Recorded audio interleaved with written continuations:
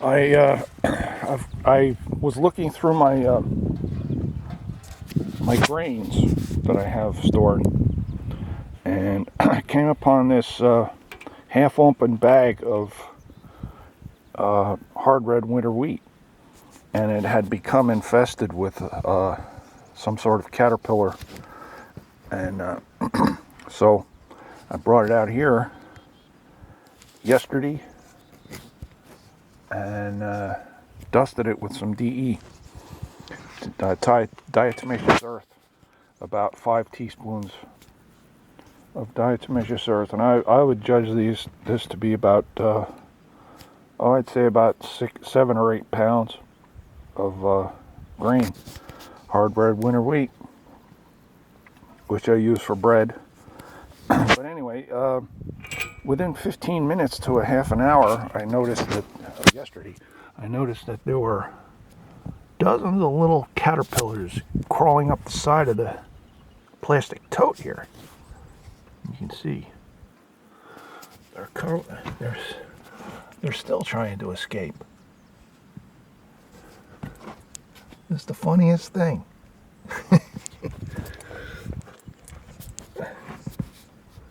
There's some more.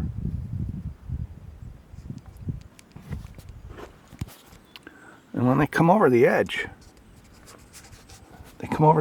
of the tote, they attach their little silk and they start rappelling down the side. And there's one. I'm having trouble seeing what I'm filming here. There he is. I think that's him. But I noticed that they attach their little silk and they start rappelling down the side. And when they hit the hot wood, they just start dying. They're all over here. Some of them probably make it down past, between the slats and the wood. But I thought that was pretty interesting. Anyway, I'm going to leave this out here until we're supposed to get some thunder and lightning here, so I'll probably get some rain and bring this out to the porch to allow some more worms to come out. But anyway, I wanted to show you a little bit of a thing that I stumbled across. The cabbage that I planted here, I believe the variety is Copenhagen Market. But anyway, this was an experiment at the back of my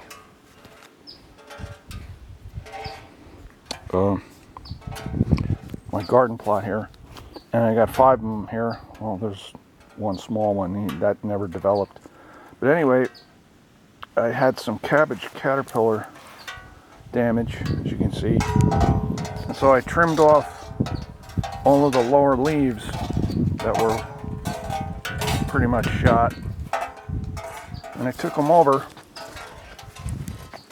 to the compost heap over here.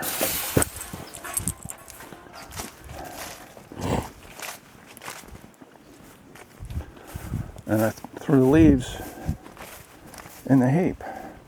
Here's my rainwater collection, and I threw it in there. And earlier today, I noticed there were these violet-colored. There's a bunch of wasps in there. I wonder what they're doing. Oh no, they're not wasps. They look like flies. Yeah, they're like hoverflies or something. They must be attracted to the smell of rotting cabbage leaves. Anyway, I noticed these purple moths or butterflies coming in here. And I suspect that those are the cabbage worm caterpillar moths that have been eating my cabbage. So here on the other side of the house, in the shade, these rotting cabbage leaves are attracting the moths or the butterflies that are causing my problems. So it's kind of acting like a trap crop or something like that. I can't remember what the name is, but you plant a crop that you're trying to get rid of a pest, and they attack the other crop, and they leave your main crop alone. So that was pretty interesting, I thought. So I got in this main garden here, I have my main crop is potatoes, the red Pontiacs, and they've been flowering for a good week and a half, 2 weeks, profusely. And I got here, I just sowed a row of rutabaga for a winter crop, and then right next to that is carrots that's been in there for probably 6 weeks. And over here is beets. I got beans interplanted between the beets and the tomatoes. The tomatoes are Siberians, these ones here. And over there, I got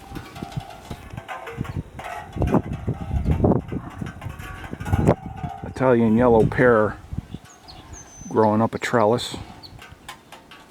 So that's pretty good. And I've been harvesting the beet leaves for dinner for about 6 or 8 weeks. And but that cabbage caterpillar butterfly, it's not a moth, it's a butterfly. They come in during the day. They're kind of purple, violet colored, and maybe that's something that will definitely keep the cabbage worm caterpillars off my cabbages here. Up here on the wood crib, I got some potatoes in containers. I had four seed potatoes left over, so I decided to put them in greenhouse containers, and they're doing pretty good. I got these are peas. They're not doing so hot. I didn't get many peas off them at all, snap peas. And there's probably 8 or 10 pea pods that are maturing. I'm leaving them there, and I'll harvest the shelly peas out of there. And I got Japanese bunching onions growing in this container. And back there is an experiment I'm doing with store-bought yellow Spanish onion that sprouted in its bag. So I put the sprouted onion in a pot last year, and it grew on, and I harvested some of the leaves, and it died back. And to my surprise, it had divided into three little potatoes, similar to what you find when you dig up a tulip bulb. And so I kept them in the winter. I kept them in the bag in the kitchen. And this spring, I stuck them in the ground in these little containers, and they're growing some really nice onions.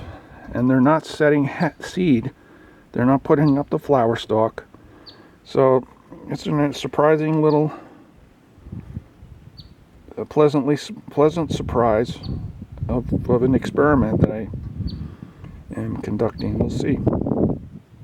And they're perfectly shaped, perfectly formed. And I notice that they're getting bigger as the weeks go by. So this might be something that you might want to try. Store-bought onions that sprout, producing 3 or 4 little bubblets, and you can keep them for an onion set for the next season. Thanks for watching.